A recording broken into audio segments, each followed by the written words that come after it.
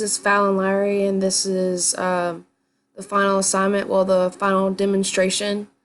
I'm going to be talking about Mobile Edit and the other program that we're using, the Electronic Evidence Examiner. I want to start off with the E3 because I had a few problems with it. Actually, I clicked it. I clicked these two right here also, and for some reason I just could not get them. They wouldn't even open. It would stay on the screen the whole time, which is very frustrating. But regardless of that, I want to keep talking about this one. So the thing I liked about the E3 the best was that you could really go more into the device and look at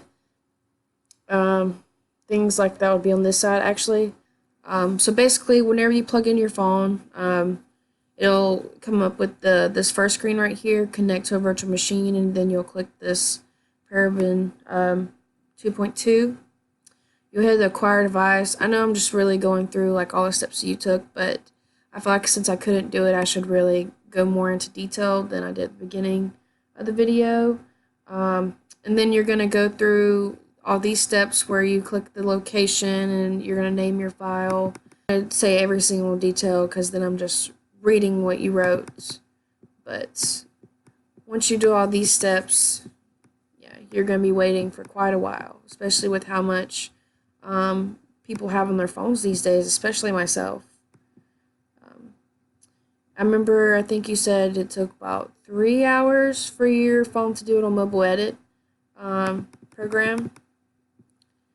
Yeah. Then once it's done, you'll see all these error messages, and on the Mobile Edit, it told me a yes or no basically in the report. And then you'll come here and you'll double click this part, and you'll be able to go through your phone and see everything that's on there. And right here, you'll double click it, then it'll come down into all this, and that's when you really go in to start researching everything. Then down here we did an Android file, and so I'm just gonna kind of use this as an example of here you can really go into more detail about everything, and you can kind of click which category you want to go to versus scrolling all the way down in a report just to find what you're looking for.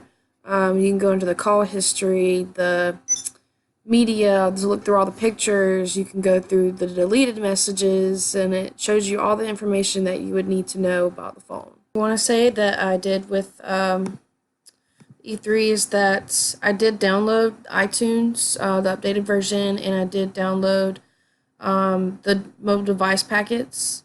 And maybe that was the reason I couldn't pull this up now, because last week I pulled this up, piece of cake, you know. I'm not quite sure, but I did go through those steps, and I went on my phone. I went to display and brightness because I have an iPhone, and choose never for it to go off. The Mobile Edit program, which was really neat also. You'd plug up your phone and you'd click start, and right here's where the device would be connected, and I already did this step. And so then you click next, and this is what you fill out at the beginning here. Once you click next, you'll fill out all this information. See that this was Samsung. You want the full contents. These are all the information over here that I filled out. I did put a fake phone number here, but I did put my actual email address. We wanted it as a PDF report, just easier. Fill out all this, and then where you want to save it. It's all a waiting game, all these downloads and everything. But from there, then you would get a report that would come out. And basically, I'm just going to go through this report and show anything that did not show up. Manual time, there's no manual time entered. Manual time zone, device storage encrypted. There is a SIM card, so that's And this just shows you all the like main device information going on. But back to this one, the table of contents shows you just all the pages, everything's on. Once again, I want to just point out that this is not my personal phone. I had used an Android. It was an old phone of my mom's. And so it was wiped out for the most part, but it still had like a good bit of information in it. I did try to send 2 conversations out before plugging in the phone to do this report, but of course they wouldn't send because it's an old phone. But it was just to have something there. So this page right here just kind of tells you about like how much of everything there is. These are all the contact accounts. These are all the contacts. There's a ton. So I'm going to really just kind of like scroll through this pretty fast because calls, a ton of calls. Here you can see that me and my sister put favorite daughter beside our names. But these are all the calls that she had logged on there. And it's really cool. I really like this. It shows the time, everything. Like, it's insane how in-depth everything goes. Events, she had a few events in here. It's pretty cool that it takes the events out. Whoop, she has 300 events, I saw.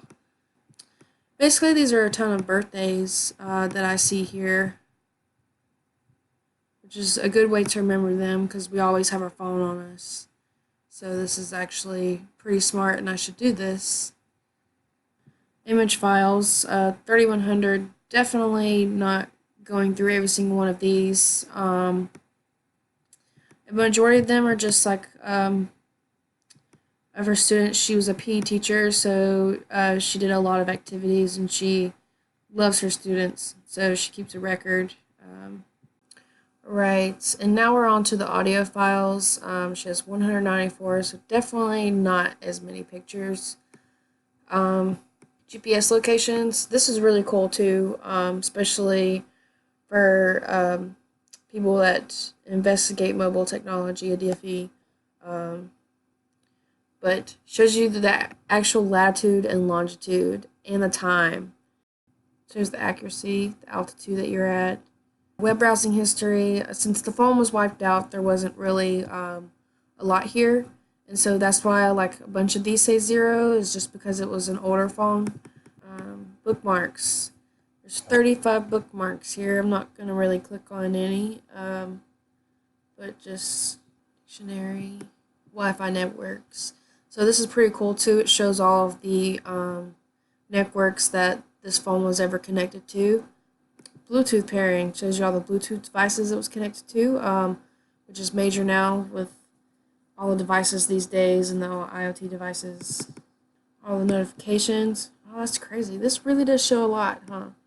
Applications that are on the phone, and it shows all the documents that you have with each application as we go through.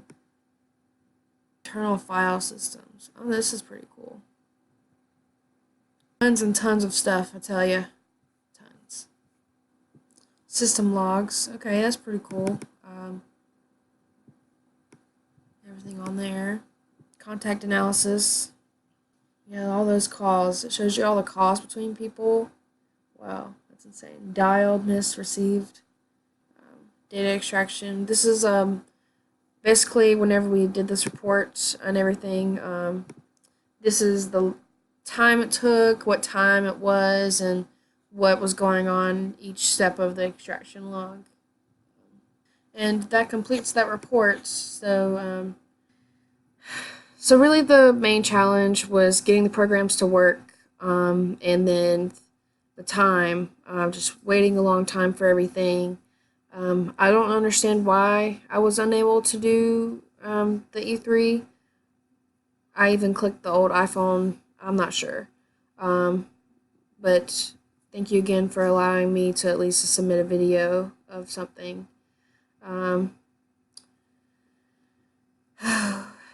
It's either way, either one of these programs are very useful for investigators, well, especially digital investigators. There's so much information that you can get off of a phone, and there's just so many details that are involved that I didn't even know that your phone really keeps. But it is good to know. Um, I feel like for investigators, the E3 program will be a lot easier to use because if you do not want to print out the entire report, you don't have to. And you can really just go through everything and bookmark the things that you would like to print out as a report and only print out those.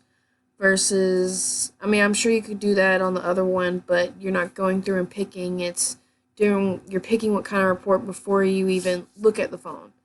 Um, so that's the cool thing about the E3, and I really do like that one a lot better.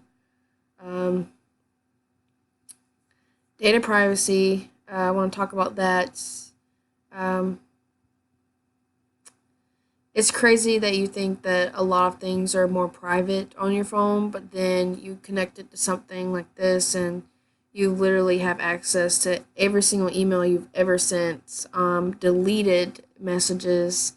It is completely insane. Privacy is kind of non-existent in a way, especially with how media is now these days. Um, Everyone depends on their phones, and so for investigators, the best way to find out something about like the criminal you're investigating is to look at their phone, plain and simple. And the best thing to do is to just um, get a court order to go seize the phone and look through it. If you know, there's just so much stuff that we keep in there that it really makes we're just a digital generation. Everything we do is with technology. Like, I don't know if we would even know how to get from point A to point B without technology.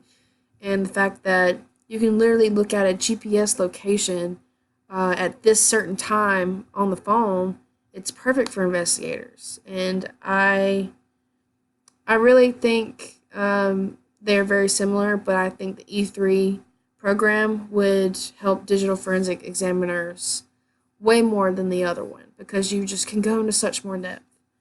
Um, but in all, this concludes my final demonstration, and once again, I apologize for not being able to do the mobile device acquisition, but thank you again for allowing me to talk about the other report. Um, that sums it up, and thank you very much.